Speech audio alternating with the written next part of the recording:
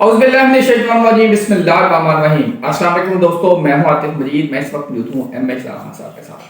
आज फ्राइडे है, जुमे का दिन है, 2 तारीख है और हम बात करेंगे आज का दिन क्या सूरत हाल बन रही है पाकिस्तान और इंडिया की।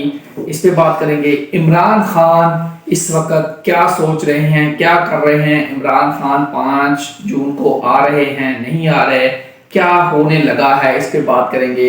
इसके साथ साथ मौजूदा सूरत हाल में पीटीआई का किरदार, उस पर बात करेंगे। अगर बात करें मोदी की, तो मोदी अब दुनिया में क्या उनका ये टाइम आ गया है कि यहाँ जाके इस हिस्से में जायचे उनका बता रहा है कि क्या डिप हो रहा है, गिर रहे हैं, अपनी पॉपुलैरिटी खो रहे हैं, फेम खोने लगे हैं। मुस्तकबिल क्या होगा, इस पर भी बात करेंगे खान साहब से। खान साहब कैसे हैं? ठीक है, वालेकुम अस्सलाम, बिस्मिल्लाहिर्रहमानिर्रहीम। इन्नल्लाह यामुरु बिल अदली वल ihsan। बेशक अल्लाह हुक्म देता है इंसाफ करने का और एहसान करने का। अल्लाह पाक का बड़ा करम, शुक्र बेटा। खान साहब सबसे पहले तो ये बताएं, इमरान खान की जो भी स्ट्रेटजी आप सामने अब तक आई है, उन्होंने कहा जी कि हम इसके साथ खड़े हैं। और जब उन्होंने भड़क लगाई थी, क्योंकि कहा जाता है, कुछ लोग कह रहे थे खान गलत करता था, भड़क लगा देता था, लेकिन पाकिस्तान ने अभी जो मौजूदा सूरत हाल है, अभी भी हमारे आर्मी चीफ भी गए हैं, टैंकों पे खड़े हो गए हैं। अब इमरान खान की इस वक्त कमी कितनी महसूस की जा रही है, और क्या इमरान खान के हक में कोई हवाएं नजर आ रही हैं? बिस्मिल्लाह। देखिए, इमरान खान साहब अगर होते, अगर वो हरियाणा में ना भी होते तो अपोजिशन लीडर भी होते मिसाल के तौर पर।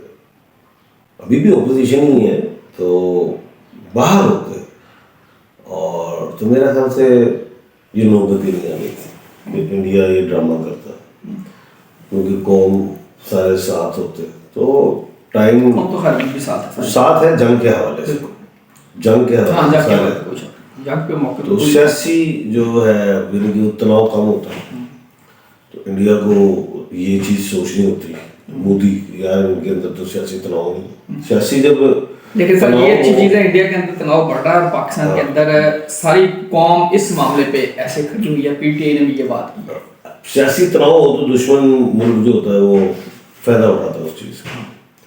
अच्छा, लेकिन वो तो मतलब नहीं, वो ठीक है, सारे ही हम अल्हम्दुलिल्लाह जो हमारे चीफ टैंकों पे गए हैं, आगे गए। हमने इंडिया का चीफ नहीं सुना कि वो टैंकों तक आया।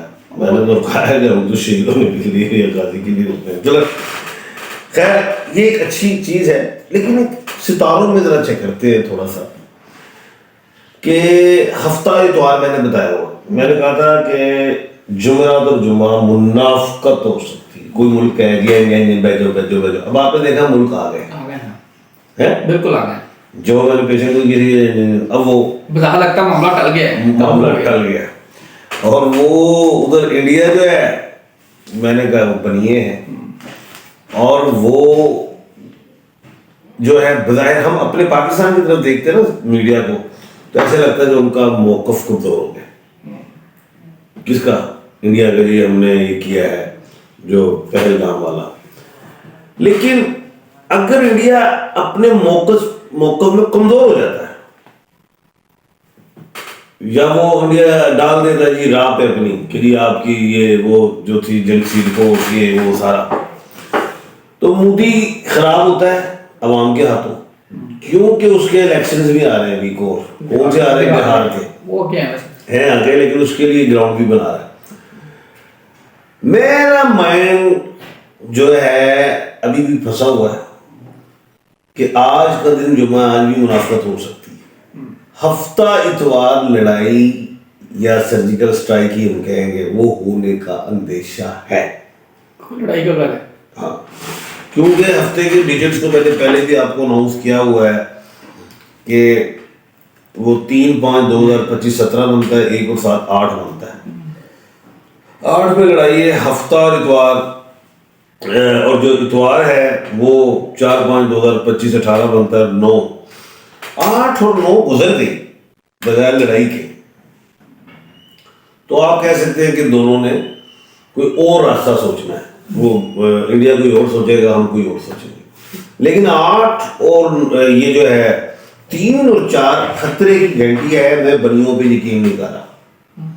किन पे? इंडिया 3 और 4 आप कह रहे हैं खतरनाक है इंडिया का। हाँ मैं क्योंकि 4 मई को प्लूटो भी तो रेट्रोग्रेड हो रहा है, मेरा दिमाग फंसा हुआ है। ठीक है। खैर खैरियत से ये दिन गुजर गए, अल्लाह करे, और उसके बाद फिर हम कह सकते हैं कोई रास्ता निकल आए, ये तो है। अब आते हैं इमरान खान साहब की तरफ। इमरान खान साहब के नेम के हाउस के मुताबिक मार्स बैठा हुआ है, और उसमें ये 3 और 4 तारीख को मून भी है, मून भी है। खान साहब की रिहाई की बातें चय में गोइयां होती हैं, कभी नहीं होती, कभी कहते हैं कि आज आ रहे हैं खान साहब, कल आ रहे हैं। जो मैंने पेशन गोई की हुई है 5 जून 2025 को खान साहब आ जाएंगे, इससे पहले भी आ सकते हैं।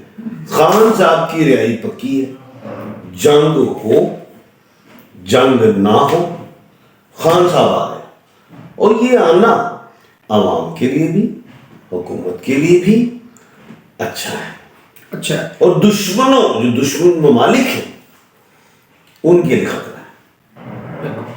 ये जी खान आ रहे हैं 5 जून को, इस पूरा एक डिटेल सिर्फ इमरान खान पे परफॉर्म करेंगे और उनकी 5 जून से पहले भी आ सकते हैं, लेकिन 5 जून तो आ रहे हैं।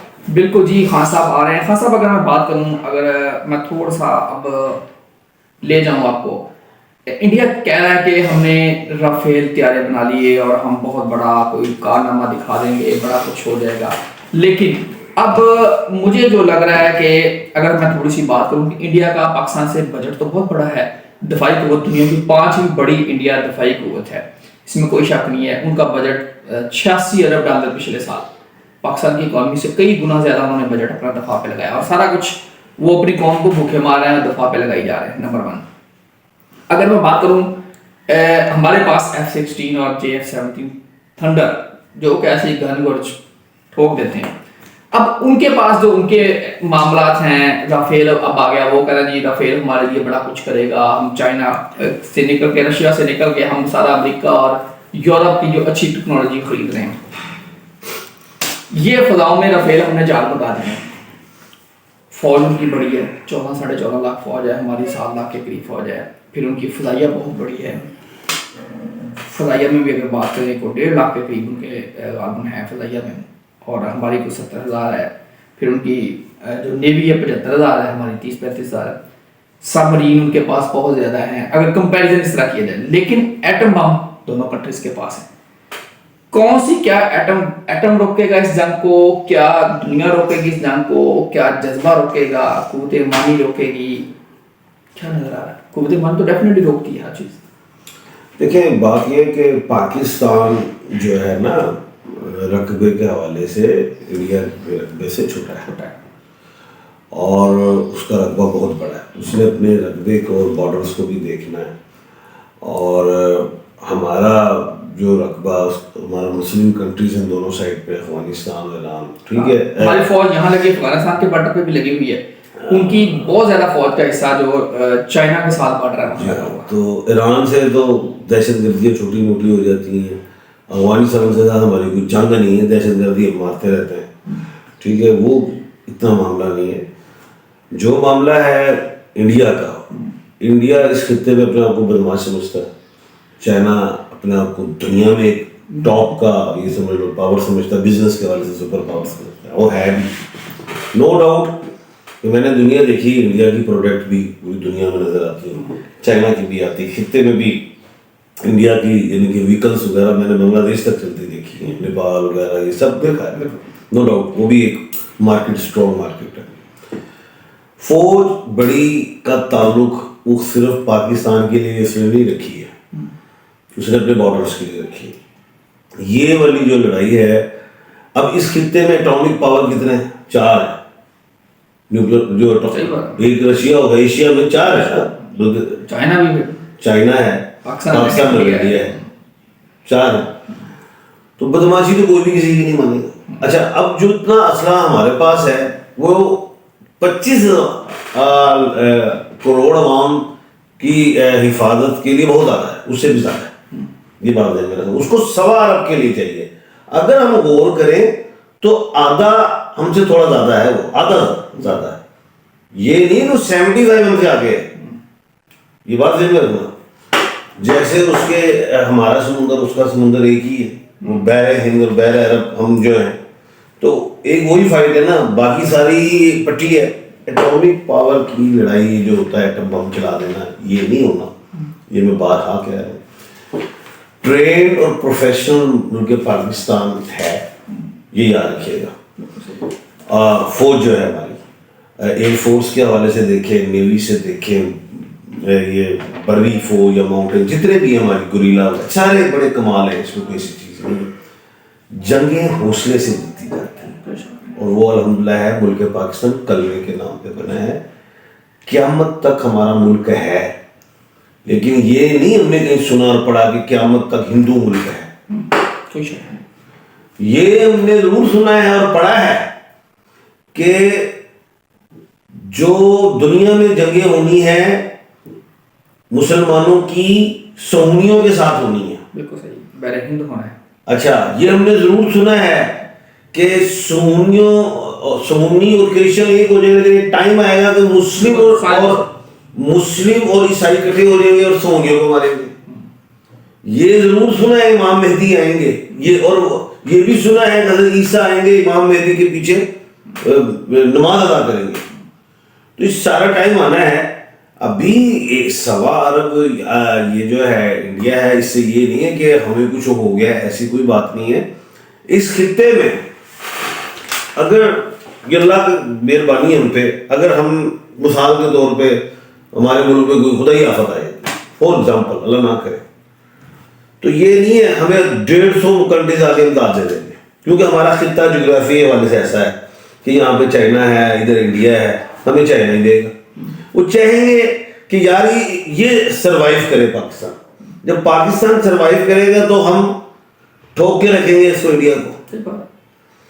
अगर हमें कुछ होता है तो फिर इंडिया को, अगर हमें कुछ होता है तो फिर चाइना को डायरेक्ट लड़ना पड़ेगा इससे, इंडिया से। तो हम मजबूरी है इस खित्ते की। बिल्कुल ठीक। हाँ साहब, अब मोदी की बात करें, 17/9/1950 की डेट ऑफ बर्थ की, 9/6/2024 को उनका ओथ हुआ है, 26 मई 2014 को प्राइम मिनिस्टर फर्स्ट टाइम बने हैं। अब अगर सीटें देखी जाए तो मोदी जी की जो सीटें हैं, 2024 का इलेक्शन है 292, अब उन्होंने आपके पास 400 का नारा लगाया था, 293 सीटों पे काम रुक गया। पहले 366 67 सीट्स कम हो गई थी यहाँ, और उनका बिहार, यूपी और सारे इलाके उड़ गए थे। अब ये क्या सारा उसी को धक्का लगाने के लिए सारी एफर्ट है।